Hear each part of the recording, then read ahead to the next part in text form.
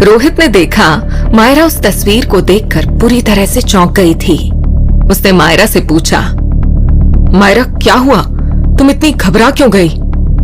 इस सवाल पर मायरा ने उस तस्वीर को उठाकर कांपती हुई आवाज में कहा, ये तो वही है जो मेरे सपनों में आती है। मायरा की बात सुनकर रोहित अब उससे भी ज्यादा हैरान हो गया और उसने कहा, क्या ये तुम क्या कह रही हो मायरा? हाँ रोहित, मैं बिल्कुल ठीक कह रही हूँ, ये वही है। और हाँ, इसके साथ एक आदमी भी होता है मेरे सपनों में, पर वो आदमी कौन है मुझे नहीं पता, क्योंकि मुझे उसका चेहरा दिखाई नहीं पड़ता, मायरा ने बताया। रोहित ने मायरा की बातें सुनकर घबराते हुए पूछा, मायरा ठीक से तस्वीर को देखकर बताओ, क्या सच में यही तुम्हारे सपनों में आती है? रोहित के इस सवाल पर मायरा ने पूरे आत्मविश्वास के साथ कहा, हाँ रोहित, यही औरत मेरे सपने में आती है। भला मैं तुमसे झूठ क्यों बोलूंगी? पर तुम क्यों ऐसे बार बार पूछ रहे हो? क्योंकि ये मंडोलिका है और ये एक चुड़ैल है, रोहित ने तपाक से जवाब दिया, जिसे सुनकर मायरा सुन्न रह गई। मायरा को समझ नहीं आया कि वो क्या कहे और उसने घबराते हुए कहा, ये तुम क्या अनाप शनाप बोल रहे हो रोहित? रोहित ने इस पर कहा, हाँ मायरा, मुझे पता है कि मैं क्या बोल रहा हूँ। ये सच में एक चुड़ैल है और हर पूर्णमासी की रात को गांव वाले इसके पास एक लड़का भेजते हैं ताकि इसकी भूख मिट सके और ये इसके बाद शांत रहे। मायरा को रोहित की बातें काफी अजीब लग रही थी। उसने रोहित से पूछा, ये तुम कैसी बातें कर रहे हो? चुड़ैल और ये भूख? मुझे भी गांव वालों ने बताया था, पर मुझे ऐसी बातों पर विश्वास नहीं हुआ। क्या तुम्हें इन बातों पर भरोसा है? भरोसा ना करूं तो फिर क्या करूं, बोलो।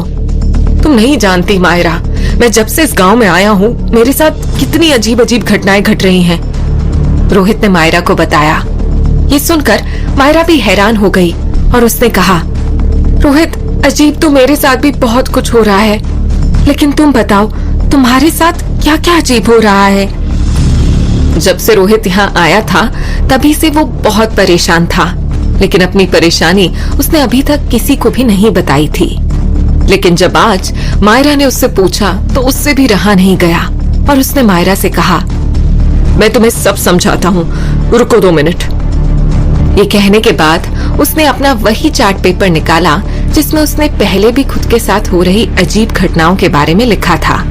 रोहित ने मायरा को समझाते हुए कहा, मायरा, मेरे साथ अभी तक जो भी अजीब हुआ है वो सब मैंने एक अनसुलझे सवाल की तरह इस चार्ट पेपर में लिख दिया है। ध्यान से देखो इस चार्ट पेपर को। मायरा भी उस चार्ट पेपर की तरफ ध्यान से देखने लगी और रोहित ने सबसे पहले उस रात के बारे में बताया जब वो निशीपुर गांव में आया था। रोहित ने चार्ट पेपर दिखाते हुए कहा, इस गांव में जब मैं पहली बार रात सचिन के साथ आया था तो सबसे पहले मुझे मंडोलिका के बारे में पता चला और मैंने सूरज की बारात देखी थी। तुम यकीन मानो या ना मानो, मुझे ऐसा लगा था जैसे इस गांव से मेरा कोई रिश्ता हो, बरसों पुराना, क्योंकि इसका पुल, हवेली सब मेरे सपनों में आते थे।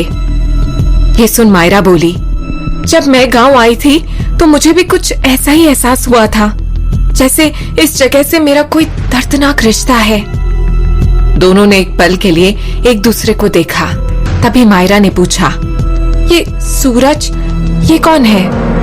रोहित ने उसे सूरज के बारे में बताते हुए कहा, हर पूर्णमासी की रात को एक लड़का मंडोलिका के लिए भेजा जाता है और जब मैं उस रात गांव में आया तब सूरज को मंडोलिका के पास भेजा जा रहा था। लेकिन हैरानगी की बात यह थी कि सूरज ऐसा पहला लड़का था जो मंडोलिका के पास तो गया लेकिन जिंदा वापस आ गया।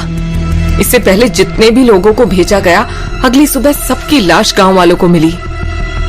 मायरा, जो कि रोहित की हर एक बात बेहद ध्यान से सुन रही थी, उसने हैरान होते हुए पूछा, लेकिन रोहित, ऐसा कैसे हो सकता है? यही बात तो मुझे अभी तक समझ में नहीं आ रही है कि आखिरकार मंडोलिका ने सूरज को क्यों नहीं मारा, और अब पता करे भी तो किससे, क्योंकि उसके बाद से लेकर अभी तक सूरज का कोई अता पता नहीं है, रोहित ने बताया। मायरा को भी ये बात बहुत अजीब लग रही थी और उसने मन में सोचा, रोहित के सवाल भी मेरे सवालों की तरह ही अनसुलझे लग रहे हैं। क्या पता इसके सवालों को सुनते सुनते मेरे कुछ अपने सवालों के भी जवाब मिल जाएं। अभी मायरा ये सोच ही रही थी कि रोहित ने अपने चार्ट पेपर पर लिखे दूसरे नाम को बताते हुए कहा, जानती हो मायरा, मंडोलिका के बारे में पता चलने के बाद मुझे यहाँ नित्या मिली, जो मुझे जलती हुई चिता में दिखाई दी। क्या? लेकिन कोई जलती हुई चिता में कैसे दिखाई दे सकता है? मायरा ने हैरान होते हुए पूछा। इस पर रोहित ने कहा, यही तो अजीब हो रहा था मेरे साथ, जिस पर कोई चाह कर भी भरोसा न कर पाए। और जानती हो, ये नित्या कभी अचानक ही मुझसे मिलती थी और कभी अचानक ही गायब भी हो जाती थी। ऊपर से इसने मुझसे एक ऐसा काम करवाया था जो तुम सोच भी नहीं सकती। ऐसा क्या काम करवाया नित्या ने तुमसे? मायरा ने चौंकते हुए पूछा। रोहित ने मायरा को आगे की घटना बताते हुए कहा, नित्या ने मुझसे मंडोलिका को मारने के लिए एक ऐसा अस्त्र बनवाया था जो कोई आम अस्त्र नहीं था, बल्कि जया नाम की लड़की की अस्थियों से मैंने बनाया था। जैसे ही मायरा ने जया नाम सुना, वो हैरान हो गई और उसने रोहित से कहा, रोहित, याद है ना तुमने मुझे उस रोज जया कहकर बुलाया था? रोहित भी पूरी तरह से मायरा की बात से सहमत था और उसने उसी पल उस चार्ट में मार्कर पेन से एक अलग चौकोर खाना बनाया और उसमें जया और उसकी अस्थियों के बारे में लिखने लगा। लिखने के बाद रोहित ने मायरा को आगे बताया, मायरा, उसके बाद मुझे नित्या की ऐसी सच्चाई पता चली जो तुम सुनोगी तो भरोसा भी नहीं करोगी। ऐसा क्या पता चला तुम्हें उस नित्या के बारे में? मायरा ने काफी उत्साहित होते हुए पूछा। तब रोहित ने उसे बताया, सुनो, वो नित्या जो मुझसे इतनी बार मिल चुकी थी, वो कोई लड़की नहीं बल्कि एक आत्मा थी जो किसी दूसरे के शरीर का इस्तेमाल कर रही थी। उस दिन तुम्हारे सामने ही वो अद्यंत ने बताया था। पहले तो मुझे विश्वास नहीं हुआ, लेकिन फिर मुझे इस बात पर विश्वास करना पड़ा क्योंकि मैंने खुद उस नित्या की आत्मा को पकड़ने में अद्यंत का साथ दिया था।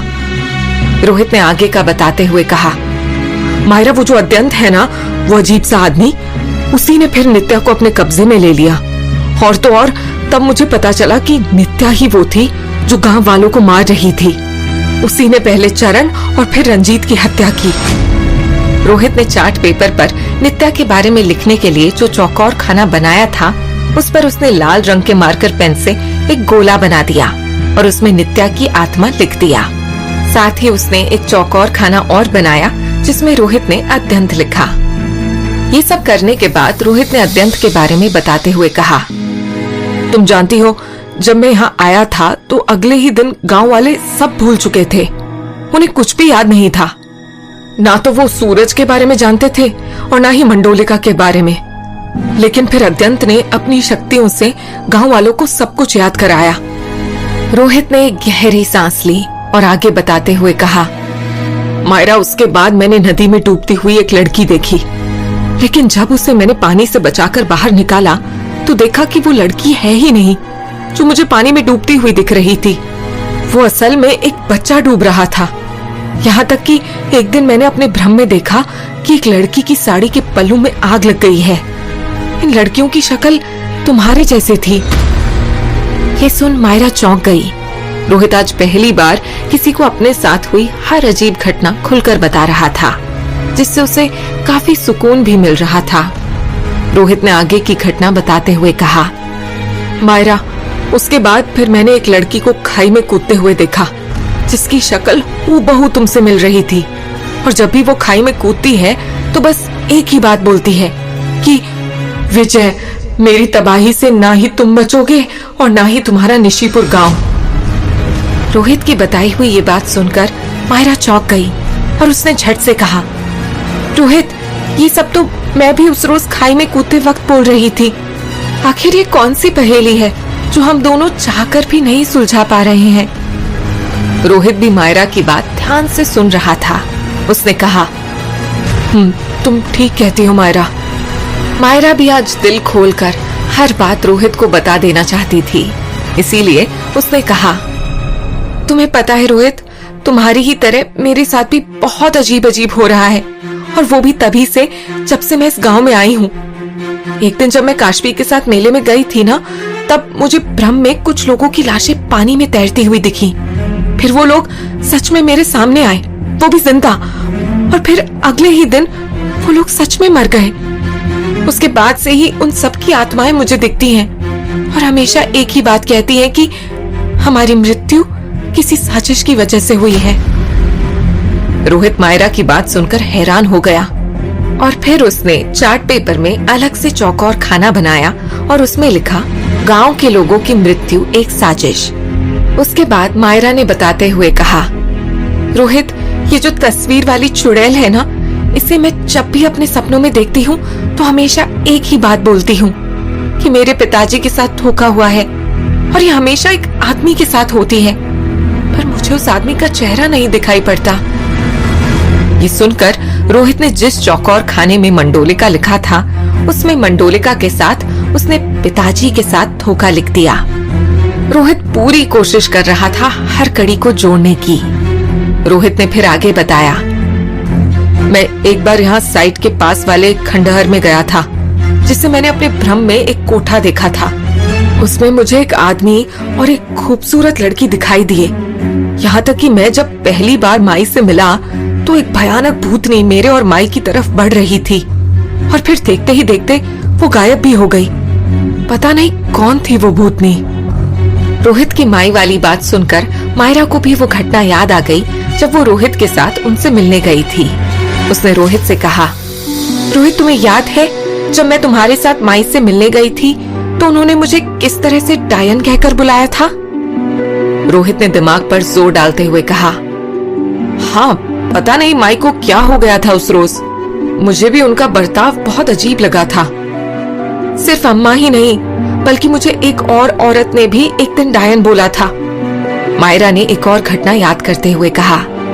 मायरा ने जैसे ही रोहित को डायन वाला किस्सा सुनाया, तभी रोहित मन ही मन में सोचने लगा, हाँ, मैं खुद भी तो जया को अपने भ्रम में एक बार भयानक रूप में देख चुका हूँ, लेकिन अब इसे बताऊंगा तो ये बुरा मान जाएगी। नहीं, मुझे इसे वो बात नहीं बतानी चाहिए।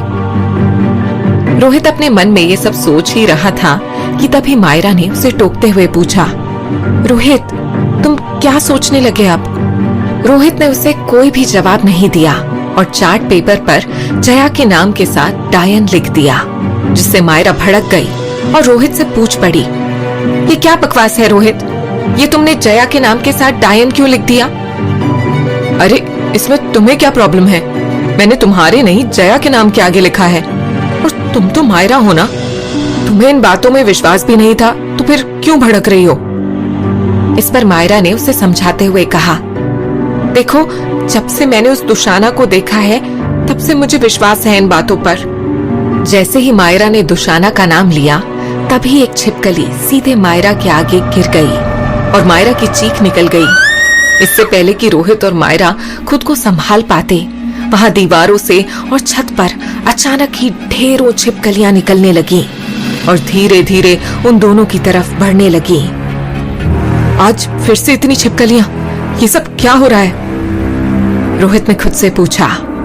मायरा इतनी सारी छिपकलियों को एक साथ देखकर पूरी तरह से घबरा गई और वो जाकर रोहित के गले लग गई। जैसे ही वो दोनों एक दूसरे के करीब आए, निशिपुर गांव की हवाओं ने अपना रुख बदल लिया और बादल घिर आए। साथ ही अलमारी में रखी किताब, जो पहले हल्के हल्के लगातार चमक रही थी, अब दोनों के करीब आते ही और ज्यादा चमकने लगी और इस बार रोशनी काफी तेज थी। साथ ही अलमारी हिलने भी लगी, पर इतनी सारी छिपकलियों से घिरे होने के कारण रोहित और मायरा का ध्यान अलमारी से आ रही किताब की रोशनी पर नहीं गया और न ही अलमारी के हिलने पर। छिपकलियों की संख्या बढ़ती जा रही थी। दोनों बुरी तरह घबराए हुए थे और मायरा रोहित से चिपकी हुई छिपकली छिपकली चीख रही थी। तभी वहां अचानक मिताली आ गई और उसने देखा कि मायरा रोहित की बाहों में सिमटी हुई थी और उसकी आंखें भी बंद थी। मिताली ने गुस्से में पूछा, क्या हो रहा है ये सब? मिताली को सामने देखकर दोनों एक पल के लिए हड़बड़ा गए और रोहित ने कहा, वो देखो मिताली, ढेर सारी छिपकलियां अचानक से। रोहित अभी आगे कह पाता, इतने में मिताली ने चारों तरफ देखते हुए कहा, कहाँ है छिपकलियां? मुझे तो यहाँ कोई छिपकली नजर नहीं आ रही। मिताली के कहने पर जब उन दोनों ने आसपास देखा तो वाकई में कोई छिपकली नहीं थी। इससे पहले कि वो दोनों कुछ कहते, मिताली को उन दोनों पर गुस्सा आने लगा और वो गुस्से में चाय की ट्रे वहीं पटक कर तेजी से बाहर चली गई। सचिन जो दूर से ही खड़ा ये सब देख रहा था, उसने मुस्कुराते हुए रोहित को आंख मारी और वो भी चला गया। मायरा को काफी अटपटा महसूस हो रहा था, इसीलिए उसने रोहित से कहा, रोहित मैं घर जाती हूँ। इससे पहले कि रोहित उसे रोक पाता, वो भी तेजी से चली गई। तो वहां से दूर शमशान घाट के एक सुनसान से किनारे पर एक छोटी सी झोपड़ी में अत्यंत चुपके से खाना लेकर गया, जहाँ पर एक आदमी मैले कुचैले कपड़ों में जमीन पर बैठा हुआ था। अत्यंत ने उसके पास जाकर सामने खाना रखते हुए कहा, ये लो खाना खा लो। उस आदमी ने गुस्से में थाली खुद से दूर करते हुए कहा, तुझे क्या लगता है कि मैं तुझसे डरता हूँ? जैसे ही उसने ये बोला और उसका चेहरा साफ साफ दिखाई दिया, तो पता चला कि कोई और नहीं, सूरज है। एक बार फिर निशिपुर गांव के बीचों बीच लोगों की भीड़ जमा हुई थी और सभी के चेहरे पर दहशत साफ दिखाई दे रही थी। सभी वहां खड़े एक दूसरे से बातें कर रहे थे। तभी उसी वक्त पुलिस की जीप वहां आकर रुकी। जीप में से निकलकर इंस्पेक्टर वीरेन तेजी से भीड़ को चीरते हुए सीधे उस जगह पर पहुंचा जहां सब एक साथ खड़े हुए एक संदिग्ध लाश को देख रहे थे। इंस्पेक्टर वीरेन ने उस लाश को बहुत ध्यान से देखा, जो बुरी तरह से खून से लथपथ थी और उसकी खुली हुई आंखों में दहशत अभी भी साफ दिखाई दे रही थी। इंस्पेक्टर वीरेन पूछताछ के लिए सबसे पहले गांव के मुखिया के पास आया और पूछा, क्या आप कुछ जानते हैं इस मर्डर के बारे में? अगर कुछ भी जानते हैं तो प्लीज मुझे खुलकर बताइए। इस पर मुखिया ने घबराते हुए कहा, नहीं इंस्पेक्टर साहब, हम कुछ नहीं जानते इस बारे में। हमने तो जब भीड़ जमा देखी तभी यहाँ आए देखने। सारे लोग घबराए हुए इंस्पेक्टर की तरफ देख रहे थे। इंस्पेक्टर वीरेन ने एक बार फिर से मुखिया से पूछा, ये जो लड़के का मर्डर हुआ है वो इसी गांव से था क्या? नहीं साहब, इस गांव का तो नहीं लग रहा है ये। हमने आज से पहले कभी नहीं देखा इसे यहाँ, मुखिया ने जवाब दिया। ये बात सुनकर इंस्पेक्टर वीरेन हैरान हो गया और फिर मुखिया के पास ही खड़े एक लड़के से इंस्पेक्टर ने भी यही सवाल पूछा, लेकिन उसने भी यही जवाब दिया जो जवाब मुखिया ने दिया था। उसके बाद इंस्पेक्टर वीरेन ने कुछ गांव की औरतों से पूछा, क्या आप में से कोई पहचान कर बता सकती है कि ये लाश किसकी है? पर सारी औरतों ने भी ना में ही सिर हिला दिया और तब इंस्पेक्टर ने कहा, कमाल है, गांव के बीचों बीच लाश मिली है लेकिन पहचानता कोई भी नहीं। तो क्या ये यहाँ सिर्फ मरने के लिए आया था? अरे कोई तो जानता होगा, कहीं तो घर होगा। इंस्पेक्टर ने इतना सब कह दिया था, पर अभी भी सारे लोग खामोश ही खड़े थे। आखिर तब जब किसी ने कुछ भी नहीं कहा, तब फिर से इंस्पेक्टर झल्लाकर बोला, अच्छा ठीक है, मान लिया कि किसी को कुछ नहीं पता, लेकिन ये तो बताओ कि सबसे पहले इस लाश को किसने देखा था? इससे पहले कि कोई कुछ बोलता, वहाँ भीड़ में खड़े एक 8 से 10 साल के बच्चे ने कहा, मैंने देखा था अंकल। बच्चे की बात सुन इंस्पेक्टर ने उसे अपने पास बुलाया और पूछा, आप बताइए बेटा, आपने कितने बजे देखी थी लाश? इस पर उस लड़के ने बताया, अंकल मैं सुबह जल्दी उठकर ट्यूशन के लिए जा रहा था, तभी मेरी नजर उस लाश पर गई, जिसे देखकर मैं डर गया और चीख पड़ा और बाकी लोग भी इकट्ठे हो गए। इंस्पेक्टर को उस बच्चे की आंखों में सच्चाई नजर आई। उसने पहले तो गांव वालों को ध्यान से देखा और फिर बच्चे से कहा, ठीक है बेटा, अब आप घर जाइए, आपको यहाँ नहीं रुकना चाहिए। इंस्पेक्टर की बात सुनते ही वो बच्चा उसी वक्त घर चला गया। इधर इंस्पेक्टर वीरेन ने एक एक करके जिस से भी पूछताछ की, उन सभी का एक जैसा ही जवाब था और वहाँ पर खड़ा कोई भी शख्स ऐसा नहीं था जिसने उस लाश को पहचाना हो। सभी को ऐसे खामोश देख इंस्पेक्टर वीरेन का गुस्सा बढ़ने लगा। उसने मन में सोचा, एक गांव वाले लोग या तो सच में कुछ नहीं जानते या फिर हमें पागल बना रहे हैं, लेकिन हम भी हार मानने वालों में से नहीं हैं। ये खून आखिर कौन कर रहा है, इसका पता तो हम लगा कर ही रहेंगे। इंस्पेक्टर वीरेन लोगों के बीच खड़ा अभी ये सब सोच ही रहा था कि तभी वहाँ रोहित आ गया। यहाँ इतनी भीड़ क्यों है? रोहित कहते हुए लोगों के बीच आया। उसने लोगों के चेहरे देखे और फिर कहा, क्या बात है, कुछ हुआ? रोहित अभी आगे कुछ कहता कि इतने में उसकी नजर जमीन पर पड़ी लाश पर गई। लाश की शक्ल को देखते ही रोहित के चेहरे का रंग उड़ गया। वो बुरी तरह से घबरा गया। उसने घबराते हुए मन में सोचा, ये तो वही है जिसे मैंने अपने सपने में देखा था। तो इस आदमी को अब किसने मार दिया? क्योंकि मैंने जो सपने में देखा था उस हिसाब से इस आदमी को तो नित्या मारने वाली थी, लेकिन वो तो इस वक्त अत्यंत के कब्जे में है। तो क्या इसे मंडोलिका ने मारा है? और मंडोलिका ने उसी आदमी को क्यों मारा जिसे नित्या मारना चाहती थी? क्या जैसा मैं सोच रहा हूँ वैसा ही हुआ है क्या? रोहित के मन में सवालों का बवंडर उमड़ आया था, लेकिन जवाब एक भी नहीं मिल पा रहा था। उसने देखा कि इंस्पेक्टर वीरेन जिस से भी उस लाश की शिनाख्त कर रहा था, उनमें से कोई भी उसे नहीं जानता था। ये सब देखकर रोहित मन ही मन में सोचने लगा, आखिर ये कौन है जो गांव का एक भी आदमी इसे नहीं पहचानता है, और जिसे गांव वाले नहीं जानते उसे वो मंडोलिका और नित्या दोनों जानती थी। कुछ तो ऐसी बात होगी इसमें जो वो नित्या और मंडोलिका दोनों ही शिकार करना चाहती थी। लेकिन क्या कारण था इसे मारने का, ये कैसे पता लगाऊं अब? इतने सवाल हैं लेकिन जवाब एक भी नहीं है मेरे पास। अगर किसी भी सवाल का जवाब मिला भी है तो वो सिर्फ ये कि नित्या कोई इंसान नहीं बल्कि एक भूतनी है।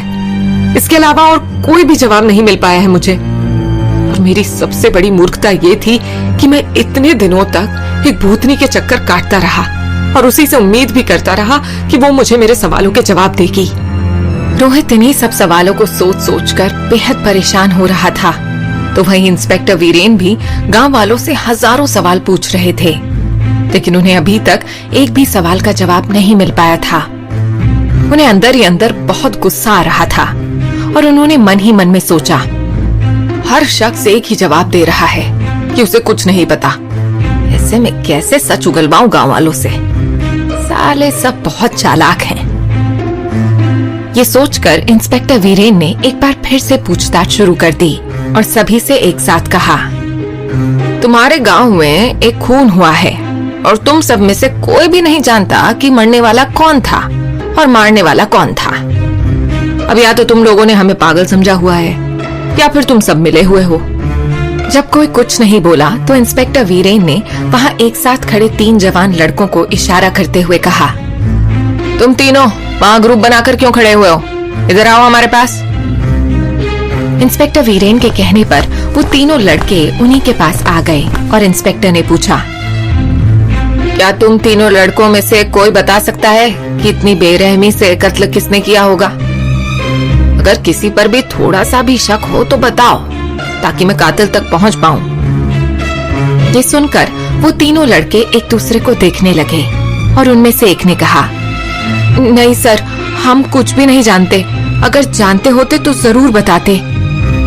इंस्पेक्टर ने देखा कि तीनों ने अपना सिर झुकाया हुआ था, साथ ही एक अलग सा ही खौफ उन तीनों के चेहरे पर दिखाई दे रहा था। इंस्पेक्टर वीरेन ने उन तीनों से कहा, ठीक है, जाओ तुम तीनों अब।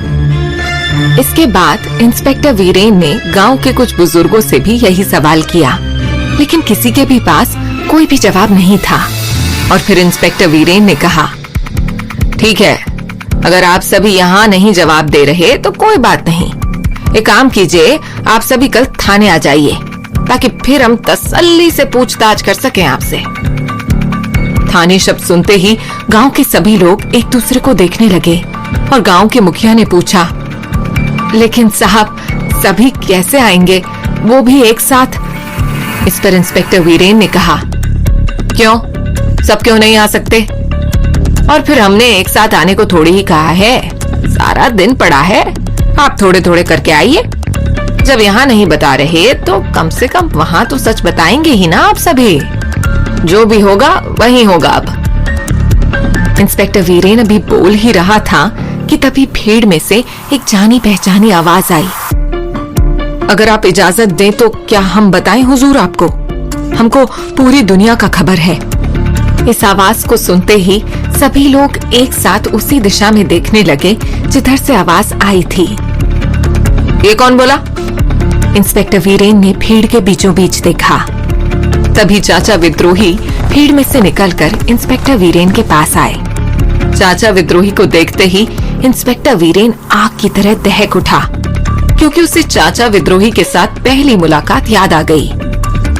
इंस्पेक्टर अभी कुछ कहता कि इतने में चाचा विद्रोही फिर से बोले, हम अभी भी कह रहे हैं साहब, हमको सब पता है, हम आपको बता सकते हैं। चाचा विद्रोही की इस बात को सुनकर इंस्पेक्टर वीरेन ने उसे सिर से पांव तक बहुत ध्यान से देखा और फिर कहा, बोलो क्या बताना चाहते हो, और इस बार कोई नौटंकी नहीं। साहिब, हम नौटंकी नहीं करते, हम एकदम सच बता रहे हैं। ये जो कत्ल हुआ है ना, वो कोई इंसान नहीं किया है, बल्कि वही मंडोलिका चुड़ैल की है। और ये बात इनमें से कोई भी नहीं बताने वाला आपको, काहे कि गांव के सबसे बहादुर आदमी आपके सामने खड़ा है। आप भरोसा करें या ना करें, हम वही आपको बताए जो सच था। मंडोलिका का नाम और चाचा विद्रोही की उल्टी बातें सुनते ही एक पल के लिए तो इंस्पेक्टर वीरेन को गुस्सा आ गया, लेकिन फिर अपने गुस्से पर काबू करते हुए उसने कहा, अच्छा तो किस किस को मारा है तुम्हारी इस मंडोलिका चुड़ैल ने? इस पर चाचा विद्रोही ने कहा, अरे साहिब, किस किस का नाम बताएं? वो तो हमारे गांव के न जाने कितने ही जवान लड़के को खा गई है, कोई भी नहीं बचा है उस चुड़ैल के आतंक से, फिर चाहे वो अपना चरण हो या फिर रंजीत। लेकिन हाँ, एक बात है, एक शख्स ऐसा है जो मंडोलिका के साथ रात बिताकर भी जिंदा वापस आ गया। वो चुड़ैल उसका बाल तक को नुकसान नहीं पहुंचा पाई। ये बात सुनते ही इंस्पेक्टर वीरेन चौंक गया। उसने कुछ सोचते हुए पूछा, ऐसा कौन सा शख्स है, जरा हमें भी तो बताओ। उसका नाम है सूरज। बस एक वही लड़का है जो मंडोलिका के चंगुल से जिंदा बचकर वापस आया था, चाचा विद्रोही ने बताया। ये सुनते ही इंस्पेक्टर वीरेन ने थोड़ा खींचते हुए कहा, क्यों, तुम्हारे उस सूरज ने अमृत पिया हुआ था, या फिर उसे भगवान से अमर होने का वरदान मिला हुआ था, जो वो चुड़ैल के चंगुल से बचकर आ गया? साले, हम तुम्हें कोई फिल्म निर्देशक दिखाई पड़ते हैं जो कहानी सुना रहे हो? सच बात बताओ, नहीं तो कर देंगे 1 साल के लिए अंदर, फिर जेल में कैदियों को अपनी कहानी सुनाना। इंस्पेक्टर वीरेन की धमकी का विद्रोही चाचा ने कुछ भी जवाब नहीं दिया और खामोश हो गए। इंस्पेक्टर वीरेन ने तब दोबारा विद्रोही चाचा से पूछा, अरे भाई कुछ तो बोलो, तुम्हें अब सांप क्यों सूंघ गया? सूरज में ऐसी भी क्या बात थी जो उस मंडोलिका चुड़ैल ने उसे नहीं मारा? अब जब आपको हमारी बात कहानी लग रही है तो क्या ही बोले, हम तो दुआ करेंगे कि आपका पाला कभी न पड़े उस मंडोलिका। विद्रोही चाचा भी आगे कुछ कहते कि इतने में इंस्पेक्टर वीरेन ने कहा, अच्छा ठीक है, चलो मान लिए कि मंडोलिका हकीकत में है, तो फिर ये बताओ कि सूरज अगर जिंदा है, कहाँ है इस वक्त? हमको क्या पता, हमारी जेब में तो नहीं। विद्रोही चाचा अभी आगे एक शब्द भी कहते कि इंस्पेक्टर ने एक थप्पड़ जड़ दिया और कहा, हमें सूरज से मिलना होगा और अब उसी से ही पूछताछ करनी होगी। बताओ, हमें कहाँ मिलेगा ये सूरज? साहब, बस यही तो नहीं पता कि सूरज आखिर गया कहाँ। हम तो क्या, इस पूरे गांव में कोई भी नहीं जानता कि सूरज फिलहाल है कहाँ। गांव के मुखिया ने बीच में आकर बताया। लेकिन अब इंस्पेक्टर वीरेन किसी भी कीमत पर सूरज से मिलना चाहता था, इसीलिए उसने अपनी जीप में से लाउडस्पीकर मंगवाया और पूरे गांव के सामने घोषणा करते हुए कहा, सुनो सभी गांव वालों, जो कोई भी हमें सूरज की सही जानकारी देगा, उसे सरकार की तरफ से 10,000 रुपए का इनाम दिया जाएगा। तो जाइए और सूरज की तलाश में लग जाइए। ये घोषणा सुनते ही गांव के सभी लोग आपस में चर्चा करने लगे और अब सभी के दिमाग में एक ही सवाल था, वो ये कि आखिरकार सूरज है कहाँ? तो वहीं रोहित उस भीड़ में से निकलकर जैसे ही घर की तरफ बढ़ा कि तभी उसकी नजर पुरोहित जी पर गई, जो जल्दबाजी में कहीं जा रहे थे। रोहित कुछ सोचता हुआ उनकी तरफ बढ़ा ही था, इतने में रोहित ने देखा कि पुरोहित जी ऑटो में बैठकर कहीं जा रहे हैं। रोहित ने उन्हें इस तरह चोरी से जाते हुए देख मन में सोचा, मुझे ऐसा क्यों लग रहा है कि जैसे पुरोहित जी कहीं चोरी से जा रहे हों, मुझे चलकर देखना चाहिए। ये सोचते हुए रोहित ने भी हाथ देखकर दूसरा ऑटो रुकवाया और उनके पीछे चल दिया। देखते ही देखते पुरोहित जी का ऑटो हाईवे क्रॉस करके कच्ची सड़क की तरफ मुड़ गया। ये क्या, पुरोहित जी तो धुनर गांव जा रहे हैं। मुझे भी उनके पीछे जाकर देखना चाहिए कि वो वहाँ क्यों जा रहे हैं, वो भी इस तरह हड़बड़ाहट में, रोहित ने खुद से कहा। इसके बाद रोहित ने भी ऑटो वाले को अपना ऑटो उसी तरफ मोड़ने को कह दिया और पुरोहित जी का पीछा करने लगा। थोड़ी देर बाद पुरोहित जी धुनर गांव में दाखिल हो गए। रोहित भी उनका पीछा करता हुआ उसी गांव में दाखिल हो गया। तभी रोहित ने कुछ ऐसा देखा जिसे देखकर उसकी आंखें फटी की फटी रह गईं। उसने हैरान होते हुए मन में कहा, ये क्या, पुरोहित जी माई की हवेली जा रहे हैं। रोहित को अपनी आंखों पर यकीन नहीं हुआ और वो पुरोहित जी का पीछा करते हुए उनसे कुछ दूर ही खड़ा हो गया। तभी उसने देखा कि अम्मा अपनी हवेली के दरवाजे पर खड़ी थी और पुरोहित जी उनके दरवाजे पर पहुंचकर उनसे बातें करने लगे। दोनों को एक दूसरे से बातें करते हुए देखकर रोहित पूरी तरह चौंक गया। इस तरह ये दोनों क्या बात कर रहे हैं? रोहित ने खुद से सवाल किया।